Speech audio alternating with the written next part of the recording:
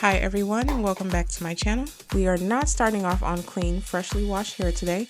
We're actually starting off on a 4 or 5 day old wash and go. This is a quick and easy process that I sometimes like to complete in between wash days. It gives me the wash and go look that I'm looking for without having to complete all of the steps.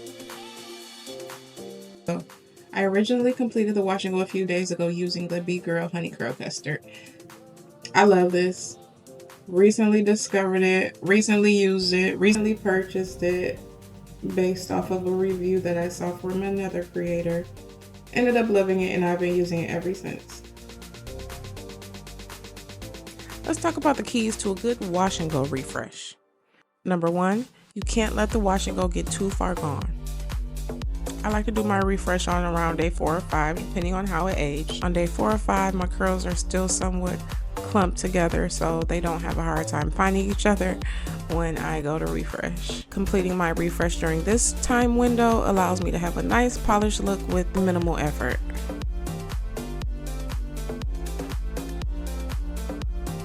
If I were to wait until day 8 or 9, quality of my refresh would not come out the same because my wash and go would be a little too far gone at that point. Might need to use styling tools to kind of help bring it back, and the point of a refresh for me is getting through the process quicker than I would get through it if I were to just completely rewash my hair. Same look with a fraction of the time and effort. So having to use styling tools for a refresh does not really fit into my ideal of a refresh. When I complete a refresh, I like it to be quick and easy. Number 2, the products that you use to refresh matter. Whenever I do my refresh, I either like to use the same product that I completed the original wash and go with, or at least a product from that same line. Or if I did the wash and go using a combination of 2 products, I'll pick like one of the 2 products to sort of use it to refresh, because the whole idea of doing a refresh is rehydrating and re-waking up those products so they can begin to reclump those curls and give that fresh, refreshed look again.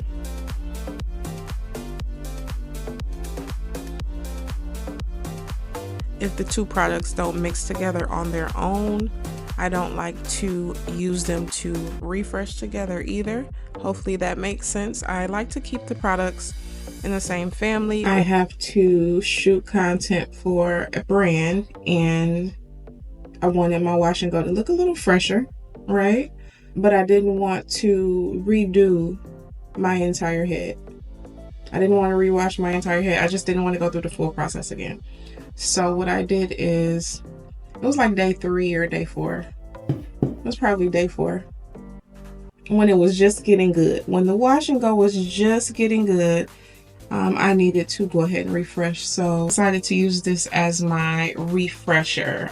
So the only products that were on my hair prior to refreshing my hair was this. I did not use a leave-in conditioner. This was just water, my strands of hair, and this. After 3 or 4 days, nope, after about 4 or 5 days actually. After about 4 or 5 days, when I was ready to refresh, I went ahead and grabbed my spray bottle to redampen each section, and I applied this to the sections.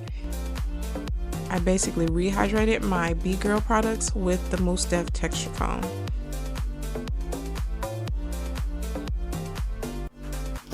And the third and final key to having a good wash and go refresh is let your hair fully dry before stretching it or styling it.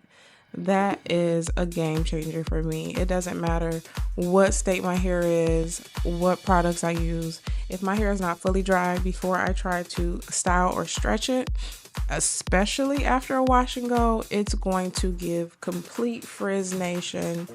And I mean, I don't mind frizz, but when I've gone through the trouble of applying products to define my curls to help reduce frizz, I don't want a big ball of frizz. Not on day 1, at least. Not on day 1. So allowing your hair to fully dry before styling or stretching it is definitely a key component in walking away with a good refresh. You don't want to do all of that work and disrupt the curls before the product has a chance to do what it needs to do with your strain. And especially since this is a refresh and not an original. Again, letting it dry fully before stretching and styling is a key component to achieving great results for your wash and go refresh.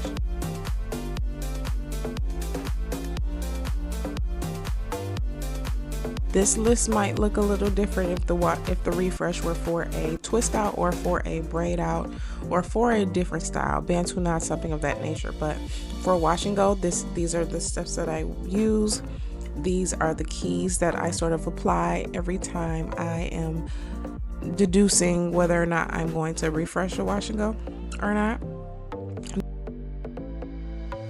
It typically turns out to me having a pretty good wash and go refresh.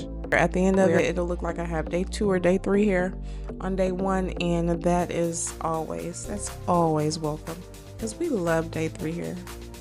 Day 4 here is even better.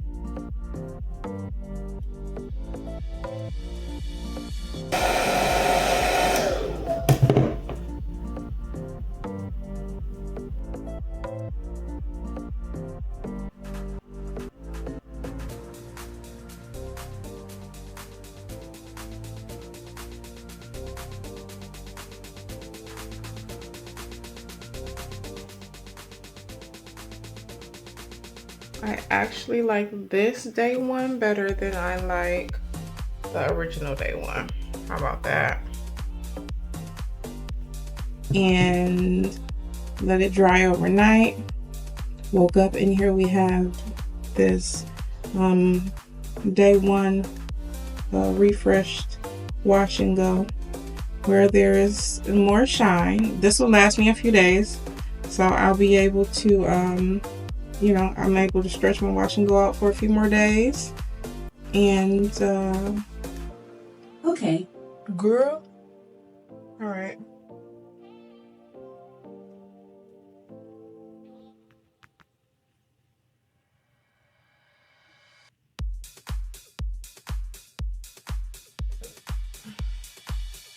Sometimes all you need is a spray bottle and a little mousse, and it'll get you through a few more days. Thanks for hanging out with me today. I hope you enjoyed today's video. Hope you got a few takeaways. We're gonna have to do another video and try these 2 together at the same time and see what happens next time.